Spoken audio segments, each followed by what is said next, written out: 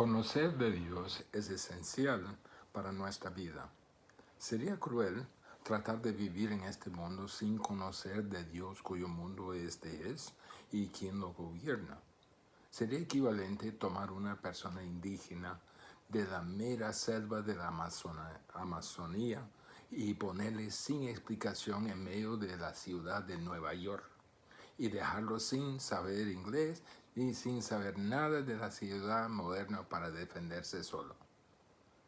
Este mundo es un lugar de locura y de dolor, y la vida en él es una experiencia desanimada y desagradable para los que no conocen de Dios. Ignorar ese estudio de Dios y se autosentencia a vender los ojos y tratar de encontrar el camino tropezando sobre todo y sin dirección y sin entendimiento de lo que rodea. Esto desecha su vida y arruina su alma. Eso es lo que dijo J.I. Packer en su libro Knowing God o Conociendo a Dios. Así buscamos al libro en la Biblia que se conoce como el libro de la sabiduría. La sabiduría que necesitamos para esta vida. Los proverbios de Salomón. Tienen mucha relevancia, no solo a la sociedad, sino al individuo también. Nuestra sociedad tropieza y se mete la pata. Es hecho de muchos individuos, muchos de los cuales han rechazado a Dios. Algunos totalmente y rechazan a Dios y otros se agarran a conceptos equivocados de lo que es Dios. Vemos a hombres que no quieren ni escuchar de Dios. Dicen que no hay Dios. Y si hay un ser supremo, no quieren saber nada de Él. Lo rechazan de balde, totalmente. Pero hay otro grupo que es aún más difícil de tratar. Ellos aceptan la idea de Dios, pero atesoran su propia idea equivocada de su carácter, de sus propósitos y de sus tratos con los hombres. El hombre percibe a Dios de una manera que le conviene. Si el hombre quiere vivir de una manera y mantener su creencia en Dios, entonces le piensa que Dios tenga las características que le permite vivir a la manera que quiere. Así piensa que Dios tiene las características que le permite vivir esa manera de vida. Solo hay un problema. Dios es un Dios de revelación. Y el asunto no es cómo escogemos pensar de Él, sino cómo Él ha escogido revelarse. Entonces no vale decir que a Dios no le preocupa uno o dos pecaditos, porque tiene que tratar con todo el mundo, entonces no se puede molestarse con cada pecadito. Escuche, no hay pecaditos. La Biblia, la revelación de Dios dice que pecado es pecado, sin importar el tamaño, sin importar lo que nosotros pensamos al respecto. En Proverbios 6, versículo 16 en adelante, Dios hace una lista de 6 cosas que aborrece, 6 cosas que odia. Dice así, 6 cosas que aborrece Jehová. Y aún 7 abomina su vida, su alma. Los ojos altivos, la lengua mentirosa, las manos derramadores de sangre inocente, el corazón que maquina pensamientos inicuos, los pies apresurados para correr al mal, el testigo falso que habla mentiras y el que siembra discordia entre hermanos. Consideremos en este día solo la primera, ojos altivos. Esto es el problema del orgullo, de soberbia, de altivez. La mayoría de nosotros decimos mucho más de lo que damos cuenta, pero con nuestros ojos. Especialmente en este tiempo de la pandemia, nos hemos tenido que fijarnos más en los ojos, porque el resto de la cara está tapada por una mascarilla. Nuestros ojos comunican. Nuestros ojos revelan el orgullo que está en nuestro corazón. Proverbios tiene mucho que decir en cuanto al orgullo, la soberbia, la altivez. Por ejemplo, en Proverbios 8:13, el temor de Jehová es aborrecer el mal, la soberbia y la arrogancia, el mal camino y la boca perversa aborrezco. Proverbios 13:10. Por la soberbia solo viene la contienda, mas con los que reciben consejos está la sabiduría. Y Proverbios 16:18. Delante de la destrucción va el orgullo. Delante de la caída, la altivez del espíritu. ¿De dónde viene este orgullo? ¿Cuál es el origen de este orgullo? De soberbia, de altivez. Vemos que es el pecado. Entendemos el problema de orgullo, pero ¿cuál es el origen de ello? Proverbios 21:4 dice, altivez de ojos y orgullo de corazón y pensamiento de impíos son pecado. Así de claro. Estamos orgullosos de nosotros mismos. Había un hombre de grandes porciones, para no decir extremadamente gordo.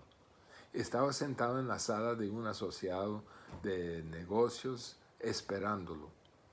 Y al estar ahí sentado, un niño pequeño que vivía en la casa lo estaba viendo intensamente.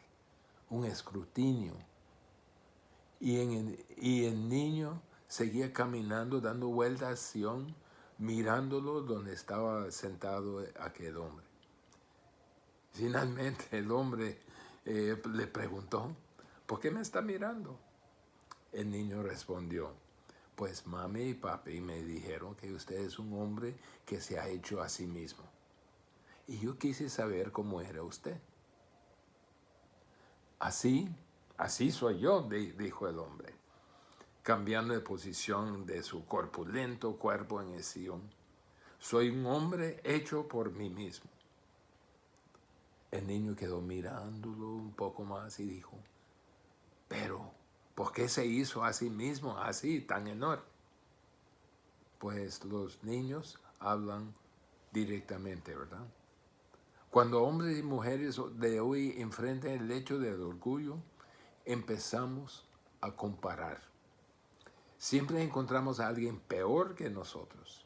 Siempre hay alguien más bajo en la escala que nosotros. Y cuando alguien que está más arriba en la escala nos hace sentir inferior, somos rápidos de ver alrededor para encontrar a alguien inferior y le hacemos sentir aún más inferior. Al encontrar el hecho de orgullo en nuestra vida, analizamos mal y hacemos la pregunta equivocada. Le preguntamos a Dios, ¿por qué me hizo así? Es decir, que el hecho de que haya orgullo es porque Dios nos hizo así. Eso es lo que quiere decir. Encontramos orgullo en nosotros y estamos tan orgullosos de nosotros mismos que culpamos a Dios. Echamos la culpa a Dios. Lo ponemos a sus pies. Decimos, pues, esto es la manera que Dios me hizo. No es mi culpa, debe ser culpa de Dios. Mire, el orgullo es tan antiguo como el huerto de Edén. Busquemos en Génesis 3. Aquí vemos el meollo del asunto. Génesis 3 revela que el orgullo, la soberbia, la altivez estuvo a la raíz de los eventos cuando el pecado entró en el mundo. Nos encontramos en Génesis 3 con la serpiente, la más astuta de cualquier de los otros animales. Y vino a Eva y le hizo una pregunta. ¿Con qué Dios os ha dicho, no comeréis de ningún árbol de huerto? Y la mujer respondió a la serpiente, de fruto de los árboles de huerto podemos comer, pero de fruto del árbol que está en medio del huerto, dijo Dios, no comeréis de él, ni le tocaréis para que no muráis. Respondió la serpiente, no moriréis, sino que sabe Dios que el día que comáis de él, serán abiertos vuestros ojos, y seréis como Dios, sabiendo el bien y mal. Y vio la mujer que el árbol era bueno para comer, y que era agradable a los ojos y árbol codiciable para alcanzar la sabiduría. Y tomó de su fruto y comió y dio también a su marido, el cual comió así como ella. Mire lo que pasa aquí. La mujer siguió sus impresiones en vez de las instrucciones de Dios. Se hizo que la realización personal sea su objetivo. La vio como la llave a una vida plena, deseando ser lo que ella no era, anhelando una realización que echó al lado lo que Dios dijo era correcto y verdadero. En base a su orgullo y pecado, tomó y se encontró ya en circunstancias muy diferentes de lo que pensaba al inicio. Esta reacción en Génesis se repite diariamente en la mentalidad torcida de nuestro tiempo. Y no le toma la Biblia por sorpresa. Desde el Antiguo Testamento hasta el final de las Escrituras hablan claramente. Veamos en 1 de Juan 2:16. Dice, porque todo lo que hay en el mundo, los deseos de la carne, los deseos de los ojos y la vanagloria de la vida, quiere decir jactándose de lo que tiene y lo que hace, no proviene del Padre, sino del mundo. Entonces el origen de mis ojos altivos, de mis declaraciones orgullosas, de mi arrogancia, de mi desprecio, el origen es en el pecado. Proverbios 21:4. Altivez de ojos y orgullo de corazón y pensamiento de impíos son pecado. Y este pecado es tan real hoy como nunca ha sido en la vida del individuo. El origen es el pecado, desde el principio hasta el día de hoy. La estrategia de orgullo, la estrategia de soberbia y altivez es el disfraz. Veamos en Jeremías 29:16.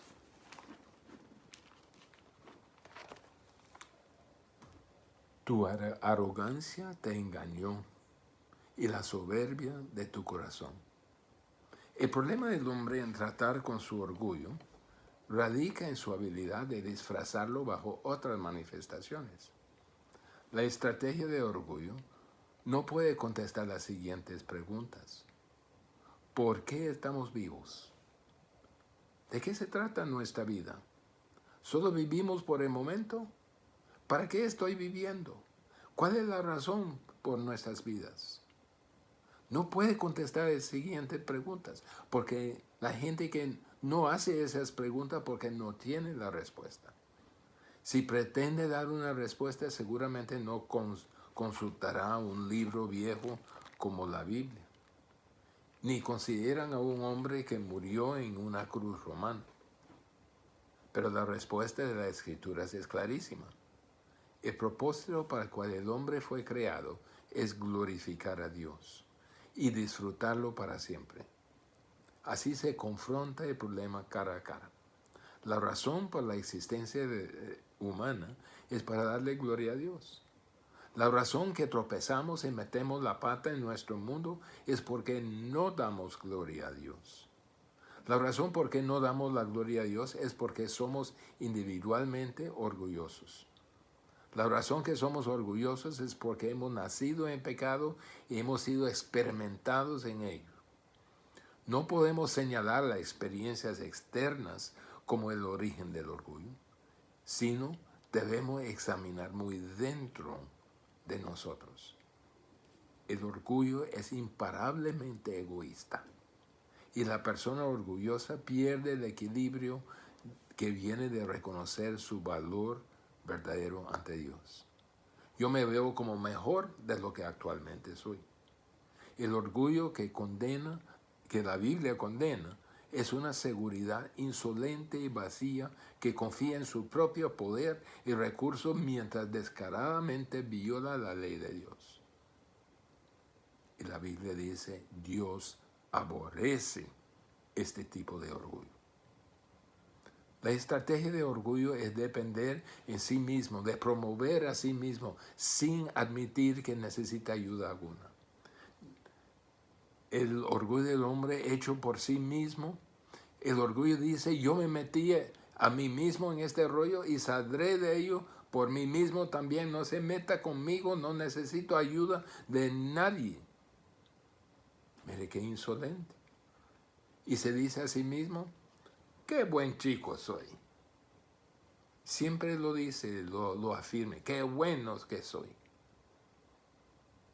Y siempre busca justificar sus acciones. Siempre puede encontrar a alguien peor.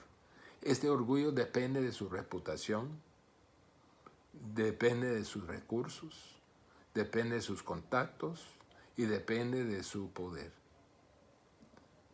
Dice, estos son las llaves, ¿no?, a la vida para tener éxito y poder ser superior a otros. La persona exitosa es la que tiene bastante en términos de recursos, de poder y de reputación. Nos felicitamos a nosotros mismos y corrimos a este punto donde vemos a Dios, quien juzga los corazones de todos los hombres. Hago una pregunta.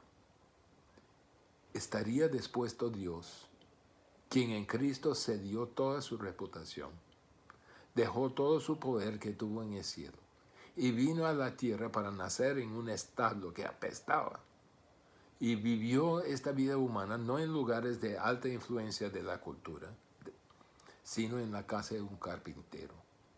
Movió en los 3 años de su ministerio terrenal, llamando a otros a seguirlo, pero diciéndoles que no tenía hogar y que tendría que acostumbrarse a dormir afuera y a una vida diferente de todo lo que había conocido antes. Pensamos por un momento que Dios, que estuvo dispuesto a venir en esta forma, estaría preparado de aceptarnos en nuestro orgullo.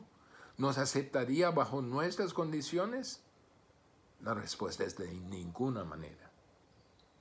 La ambición terrenal que tiene esta sociedad como su marco de referencia está malo en última instancia porque el hombre está en el centro y Dios está a la orilla. El origen, la verdadera ambición, tiene a Dios en el centro y el hombre a la orilla. La verdadera ambición tiene a Dios en el centro. El origen del orgullo es el hecho que somos pecaminosos. Y en nuestro orgullo reducimos a Dios y glorificamos a nosotros mismos. Para los que dicen, hemos asistido a la iglesia por años y hemos tenido una experiencia espiritual. Déjenme recordarles que Jesús dijo que el peor orgullo tiene una cara religiosa. Jesús no soportaba a la gente que trataba de impresionar a otros.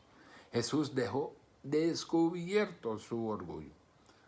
No tenía tiempo para personas que fanfaronean o lo hacen con una cara apagada o con participaciones extravagantes alegando de alguna piedad que no tenía. Mire el consejo que dio a sus discípulos, Mateo 6:1.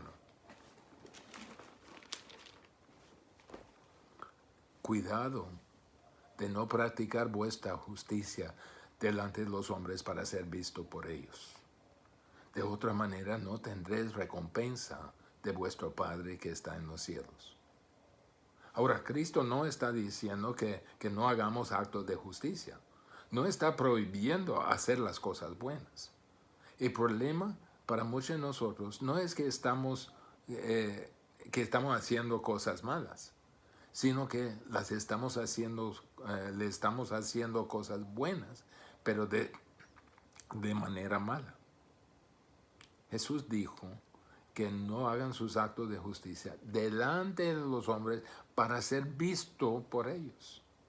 Si lo hace así, no habrá recompensa de su Padre en el cielo. Habrá montones de personas pasando por la vida haciendo una cantidad impresionante de buenas obras. Pero a fin de cuentas, para ellos no habrá recompensa. Llegarán al cielo como si por fuego. Tal vez han tenido publicado su nombre, aparecieron en un periódico y tienen miles de seguidores en las redes sociales porque se presenta como tan buena persona. Pero Dios juzga las motivaciones de los corazones y eso revelará lo que pasa de verdad. Mire lo que dice Marcos 7, 21 a 23.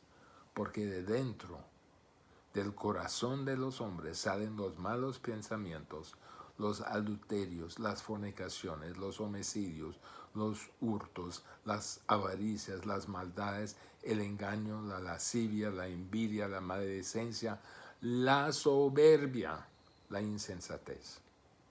Todas estas malas de dentro salen y contaminan al hombre. Jesús dice, deja de fanfarronear. Deja de tratar de enfocar la mirada de la gente en su persona. Deja de tratar de enfocar su conversación y sus pensamientos en usted.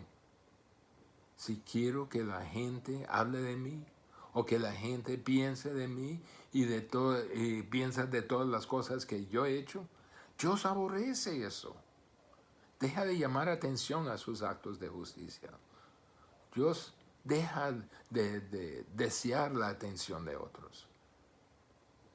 Mire, en ese mismo capítulo, Dios dice que es posible orar, ayunar y dar todas las acciones, los actos de justicia, pero de una forma de hipocresía. Si los hacen para los demás, para que piensen que somos más espirituales de lo que somos. Si lo hace para los aplausos de la gente, Dios no nos va a dar una recompensa de nuevo. Ya tiene su recompensa. Eso me lleva a pensar en Lucas 18, versículos 19 a 14. En cuanto a la estrategia de orgullo, Dios deja muy claro cuál es su norma. Jesús contó esta parábola a los que confiaban en sí mismos como justos y despreciaban a los demás. En otras palabras, ellos tenían ojos altivos, eran soberbios, eran orgullosos. Versículo 11 hace claro que el fariseo no fue al templo para orar, fue a informar a Dios qué tan bueno era. Ofreció su oración como un testimonial de sí mismo. En hacerlo, miraba al lado un recaudador de impuestos con ojos altivos. Mire lo que dijo. Dios, te doy gracias porque no soy como los demás hombres, estafadores, injustos, adúlteros, ni aún como este recaudador de impuestos. Mire a ese tipo, Señor. No es como yo. Usted sabe cómo soy yo. Mire lo que hago, Señor. Regresamos a lo que dice. Yo ayuno 2 veces, dice la palabra. Doy el diezmo de todo lo que gano. Es posible que el fariseo ayunaba 2 veces a la semana, como costumbre de los judíos, lunes y jueves. ¿Sabe por qué? Eran días de mercado. Eran los días para salir con una cara triste y ropa sin planchar para que la gente le preguntara, hey, ¿qué pasa contigo? Y uno podía responder, es uno de mis días de ayuno. Ah, qué bueno. El problema del fariseo no era que estaba avanzando en su camino, en el camino. El problema es que estuvo en camino totalmente equivocado. No entendió los propósitos de Dios, que la justicia de Dios está en mi corazón. Y a menos que esté ahí, nada de lo que hago externamente hará ninguna diferencia. El recaudador de impuestos, ¿dónde estaba? Estando lejos. No quería ni aún alzar los ojos al cielo, sino se golpeaba el pecho, diciendo, Dios, sea propicio a mí, pecador. Dios tenga misericordia de mí, pecador. Pidió misericordia porque era lo único que podía pedir. La fuente del orgullo es el pecado. La estrategia del orgullo es hacerlo disfrazado en un disfraz religioso. ¿Cuál es la solución? La solución para el orgullo es humillarnos. Proverbios 29 y 23. El orgullo del hombre lo humillará, pero el espíritu humilde obtendrá honores. La solución para el orgullo está donde el recaudador de impuestos la encontró. La prueba para la humildad no se encuentra mirando alrededor de nosotros, porque si miramos con suficiente tiempo, siempre vamos a encontrar a alguien que nos ayuda a justificar nuestra existencia, nuestras actividades, aun si fuera solo nuestra propia evaluación. Encontraremos a alguien que justifica lo que hacemos por hacernos sentir mejor que alguien, mejor de lo que somos. ¿Cuál es la prueba que deberíamos usar para ver si hay orgullo, soberbio, altivez en nuestra vida? ¿A quién deberíamos usar como la prueba, como comparación de si somos orgullosos o no? ¿Sabe quién es? Es Jesús. En la ocasión cuando los discípulos estaban reunidos para compartir el pan, ellos no estaban preparados de tratar con los pies sucios y polvosos y odiosos. Seguro miraban los unos a los otros de la misma manera que hacemos nosotros cuando viene el tiempo de las actividades, de los compromisos. Y decían, si me siento aquí suficiente tiempo, alguien más lo hará. Tal vez aún diríamos a nosotros mismos, yo no soy quien debe hacer eso. Después de todo, soy un líder en este lugar. No soy la persona apropiada para trapear el templo. Seguro los discípulos deberían haber mirado el uno al otro diciendo, ¿quién lo va a hacer? Yo no lo haré. Pero antes de cualquiera de ellos se preparaba de levantarse, Jesús se levantó, se ciñó de una toalla, tomó una paila de agua, empezó a lavar sus pies. Ese es el punto donde termina el orgullo. ¿Estamos preparados de lavar los pies el uno al otro? ¿Estoy preparado de dejar al lado a mí mismo, a mi posición, a mi reputación, a mi poder, a las percepciones que tiene la gente de mí? ¿Preparado de ceñirme de una toalla y bajar donde es sucio, polvoso y maloliente y mostrar que de verdad estoy caminando en las huellas del Señor Jesús? ¿O trato de encontrar excusas? Señor, tú sabes que me gustaría lavar los pies de fulano de tal, pero es mi tiempo de ayuno. Hay algunos pozos en Inglaterra que son del tiempo de los romanos. Se llaman los pozos blancos porque son pintados blancos y parecen blancos. Pero cuando venga la nieve, que es mucho más blanco, no parecen blancos, más bien parecen grises. Al examinar mi propia vida en cuanto al orgullo, yo podría llegar a la conclusión que mi vida parece demasiado blanca. Pero al compararla con Jesús, se ve demasiado gris. Hay un himno que dice, la cruz excelsa a contemplar, do Cristo ahí por mí murió. De todo cuanto estimo aquí, mi casa, mi hogar, mi familia, mis hijos, todo esto, lo más precioso es su amor. Todo aquello ni se acerca en el valor del amor de Cristo. Al ver la cruz, ¿por qué será que la iglesia evangélica aquí, con toda su influencia, con todos sus recursos, con todos sus avances, con todas sus oportunidades, hace tan poco efecto en la sociedad alrededor de ella? A pesar de una confraternidad, a pesar de sus marchas, a pesar de sus campañas, no tienen efecto. ¿Por qué? La respuesta es una sola palabra: orgullo, soberbia, altivez. ¿A quién mira el Señor? Isaías 66:2. Pero a este miraré, al que es humilde y contrito de espíritu, y que tiembla a mi palabra.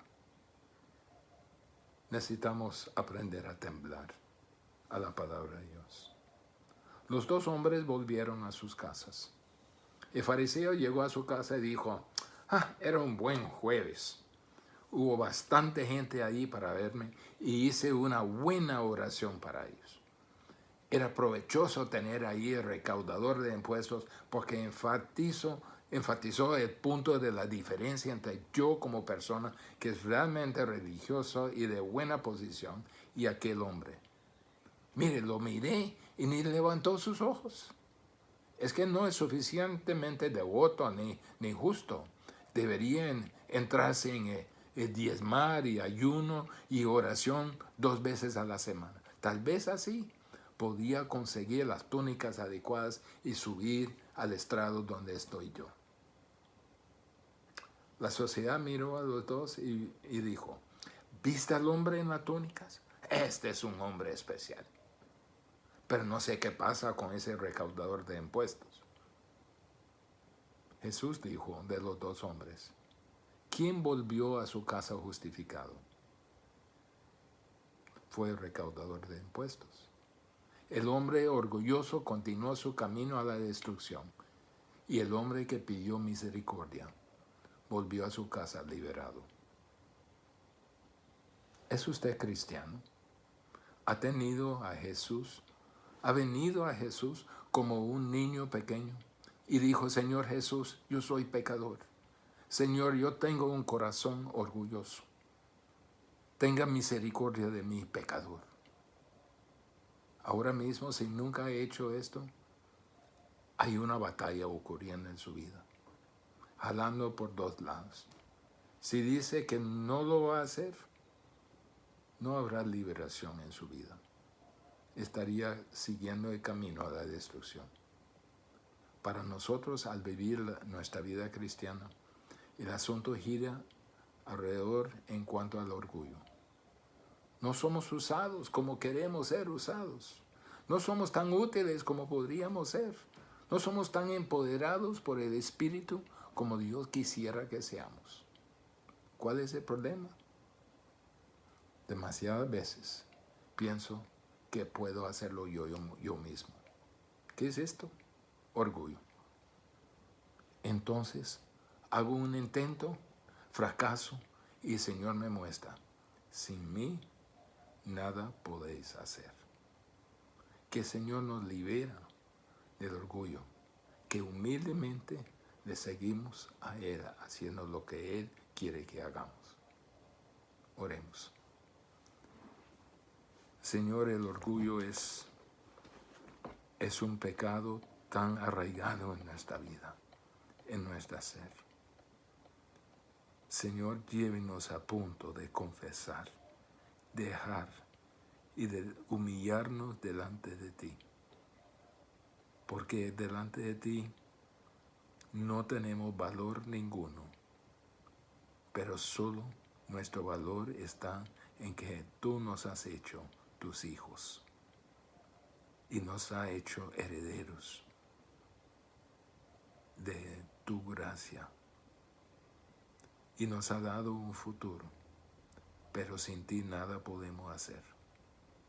Que nos ubiquemos, Señor, debajo de su señorío y que no pretendemos ser más de lo que somos. Y te pido esto en el nombre de Jesús. Amén.